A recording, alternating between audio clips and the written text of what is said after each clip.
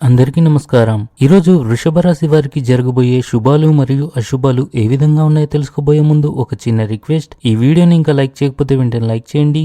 ఛానల్ని సబ్స్క్రైబ్ చేయకపోతే వెంటనే సబ్స్క్రైబ్ బటన్ క్లిక్ చేసి పక్కనే ఉన్న బెల్ ఐకాన్ని యాక్టివ్ చేసుకోండి. వీడియోని చివరి వరకు చూడండి. మీరు మీ కుటుంబంలో వృత్తుల నుండి మద్దతు మరియు మార్గదర్శకత్వం పొందవచ్చు.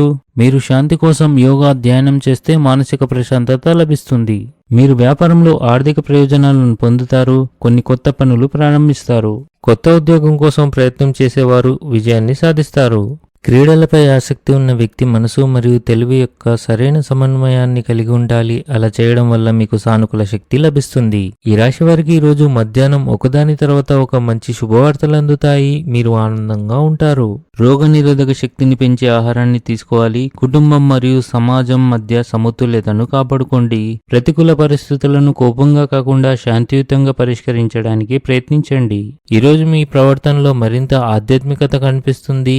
సామాజిక కార్యక్రమాల్లో మీరు బిజీగా ఉంటారు. మీ కార్యాలయంలో కీలక భద్రతా చర్యలు తీసుకోవడం మీతో పాటు మీ సహచరుల భద్రతను కూడా పెంచుతుంది. ఇది సానుకూలతను పెంచగలదు. ఈరోజు అదృష్టం మీకు సానుకూలంగా ఉంటుంది. ఈరోజు ఈ రాశి వారికి మంచి రోజు అవుతుంది. మీరు మీ కష్టానికి తగిన ఫలితాలను పొందుతారు. మీ సృజనాత్మకత మరియు నూతన ఆలోచనలు సంస్థకు విలువ చేకూరుస్తాయి. దీనివల్ల మీరు ప్రోత్సాహం పొందుతారు.